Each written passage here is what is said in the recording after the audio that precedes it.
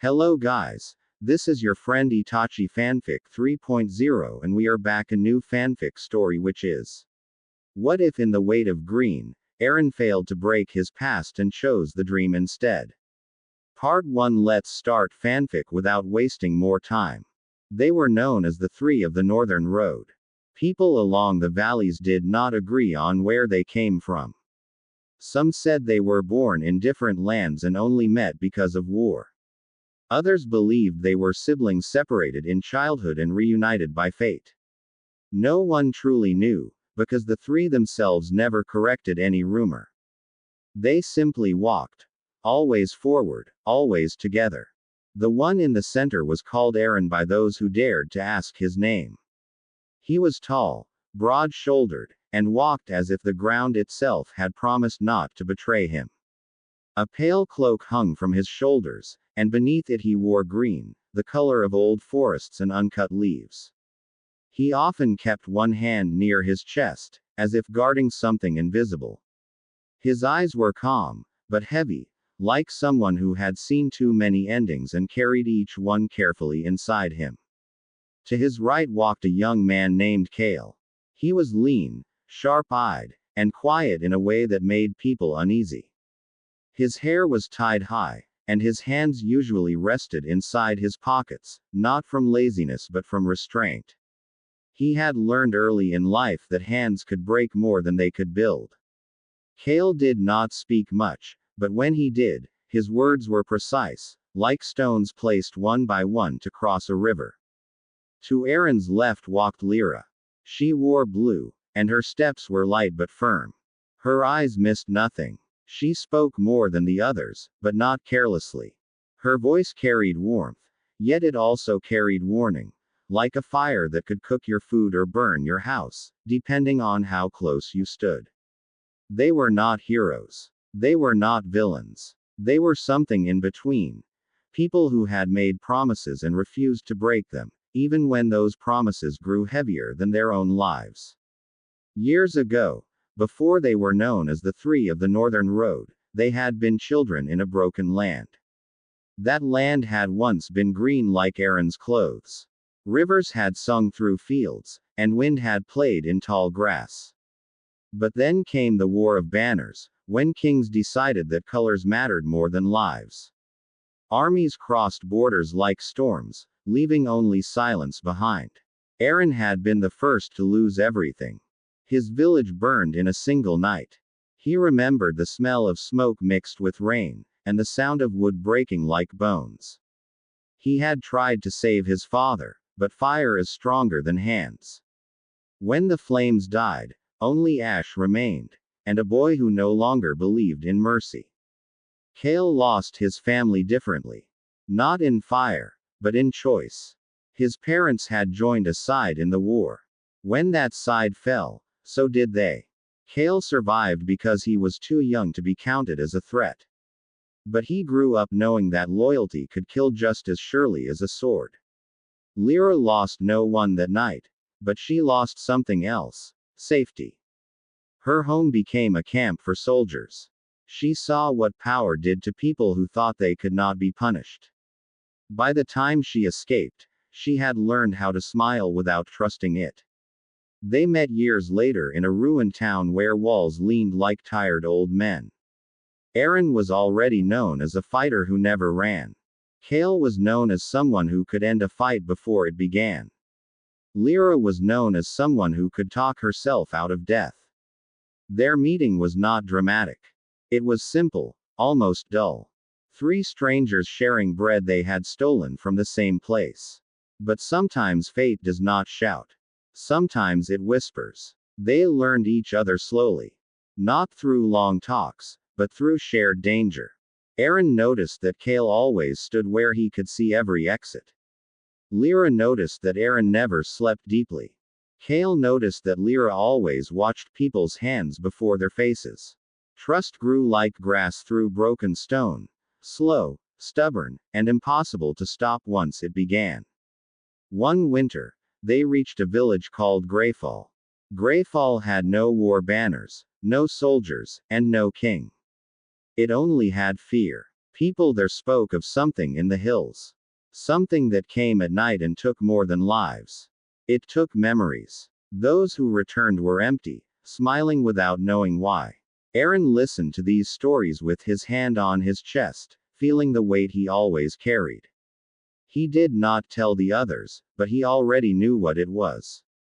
He had seen it once before, long ago, when he was younger and weaker. He had run from it then. He had promised himself he would never run from it again. That promise was the reason he wore green. That promise was the reason he walked forward even when every step hurt. When they left Greyfall toward the hills, Lyra tried to make a joke. Kale pretended not to hear it. Arin said nothing. The thing in the hills was not a monster in shape. It was a monster in idea. It fed on regret. It grew stronger the more people wished they could change their past. When it appeared, it did not roar. It showed people their own lives, only slightly different. A child saved. A word not spoken. A choice undone. Many followed those visions and never returned. Kale saw a version of himself where his parents had chosen differently. He saw himself laughing in a home that never fell. His steps slowed. Lyra saw herself in a world where she had never learned fear. Where her smile had been real. Tears filled her eyes. Arin saw fire. But this time, he reached his father in time. His body shook. His heart screamed. But then he remembered the promise. He had not promised to fix the past. He had promised to protect the future. Arin walked forward, straight into the false dream. The vision broke like glass.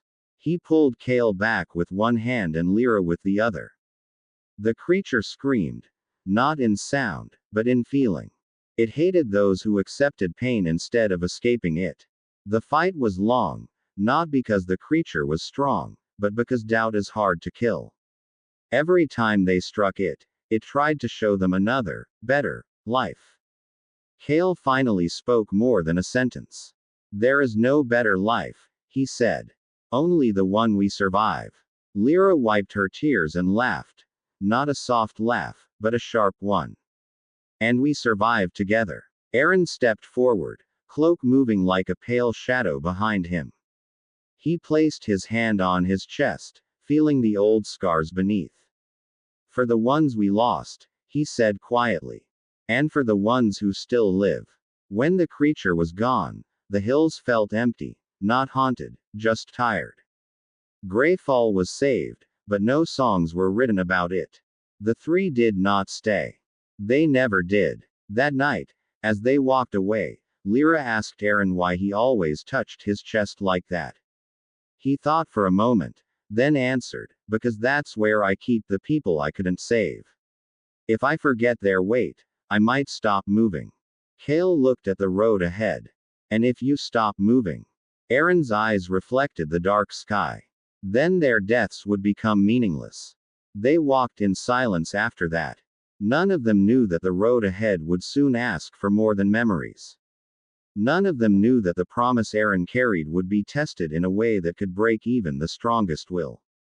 They did not speak for a long time after leaving Greyfall. The road seemed to stretch only because they were willing to keep walking. Trees slowly replaced hills, and wind moved through the leaves like a memory passing through the mind. Never stopping, never staying. Lyra broke the silence first. Do you ever wonder what would have happened if we had followed those visions? Kale did not look at her. No. Because wondering is the first step toward regret. Arin listened. He always listened more than he spoke. Sometimes, he said, wondering reminds us why we chose what we chose. They walked through a village that had no name. No one there asked theirs. People watched them with tired eyes, the kind that have seen too much and expect nothing better. A child followed them for a while. He did not speak, just walked behind Kale, copying his steps. Kale noticed but said nothing. When the child finally stopped and turned back, Kale slowed for a moment, just enough to watch him disappear. You could have talked to him, Lyra said softly. And then what? Kale replied. given him a story that ends in loss. Arin looked back at the empty road behind them. Sometimes a short light is better than a long darkness. That night, they camped near an old bridge that no longer crossed anything. The river beneath it had dried years ago. People once built it believing water would always come. They were wrong. Lyra touched the cold stone.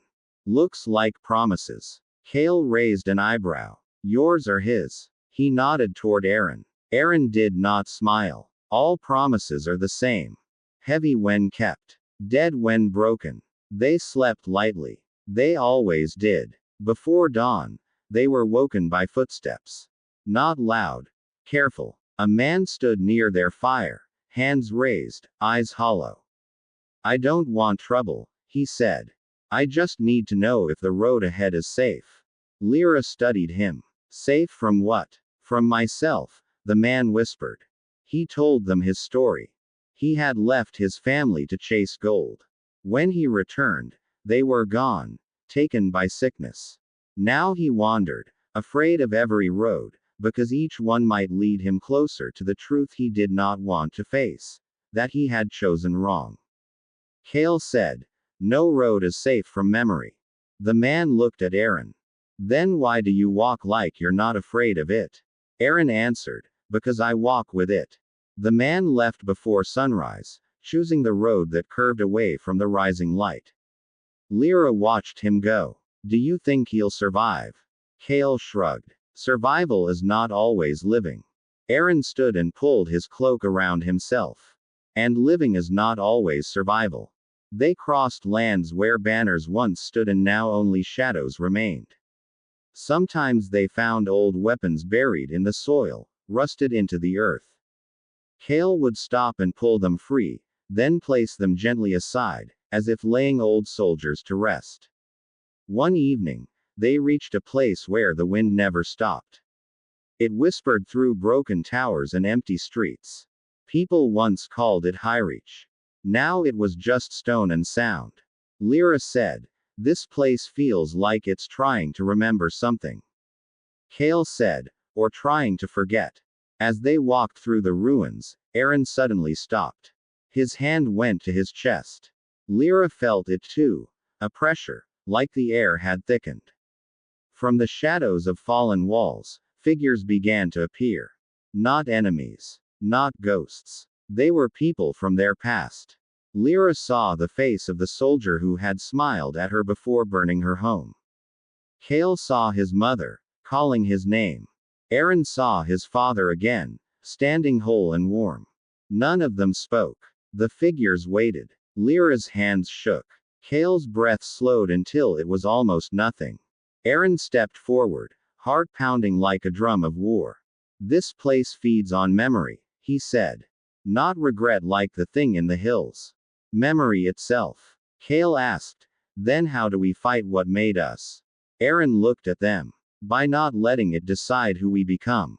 He walked through the image of his father. It shattered like smoke. Kale clenched his fists and walked through his mother's shape, tears falling but steps unbroken. Lyra closed her eyes and walked through the soldier's face, her smile gone, her will firm. The ruins sighed, as if disappointed. When they reached the other side, none of them spoke for a long time. Finally, Lyra said, I hate places like this. Kale replied, so do I. Arin looked ahead. Then we keep walking. Until the world runs out of places like this. Days passed like quiet footsteps. Sometimes the road climbed, sometimes it sank, but it never stopped asking them to move. They reached a land where rain never fully touched the ground. Clouds hung low, but the drops vanished before they could darken the dust. Lyra held out her hand and laughed softly when nothing stayed on her skin. Even the sky here forgets. Kale watched the horizon. Or it refuses to remember. They found a small settlement built from old wagons and broken doors. People there did not build homes to last, only long enough. A woman offered them soup that tasted like boiled roots and hope. Why don't you build better? Lyra asked her. The woman smiled. Because better makes you believe tomorrow is promised. That night, a boy in the camp tried to steal Kale's knife. Kale caught his wrist before the blade moved an inch. The boy did not fight. He just stared, eyes empty. I needed it. For what? Kale asked. To feel like I'm not small. Kale slowly let him go and placed the knife in the boy's hand. Then don't use it to hurt. Use it to grow. The boy nodded, not fully understanding, but believing. Lyra watched Kale as they walked away the next morning. You're softer than you pretend. Kale did not answer. Later, they crossed a field of tall, silver grass that whispered even without wind. Each step made a sound like distant voices. Lyra shivered. Feels like we're walking on stories. Arin touched the grass. Maybe we are. In the middle of the field stood a single tree, black and leafless. Around it lay bones. Not human, but not animal either. Things that once lived but did not belong anywhere. Kale crouched near them. This place doesn't kill bodies. It kills belonging. As they passed the tree, Lyra suddenly stopped. I feel like something followed us. Nothing was there. But the feeling stayed. That night, Arin dreamed of walking alone while the road behind him erased itself. When he woke, his hand was tight against his chest, fingers digging into old scars. He stood quietly and watched Kale and Lyra sleep. For the first time, he wondered what would happen if he failed them. Not died. Failed. Because death is simple. Failure stays. In the morning, they found footprints beside theirs. Bare, small, and wrong. Lyra whispered, those aren't ours. Kale's eyes narrowed. And they're not human. Arin looked at the road ahead. Then we are not alone anymore. The prince led them into a forest where trees bent inward like listeners. Shadows moved when no one moved. Something watched. It did not attack. It waited. And waiting, Arin knew, was worse than any blade. He tightened his cloak and walked forward. Because whatever was following them had chosen its prey.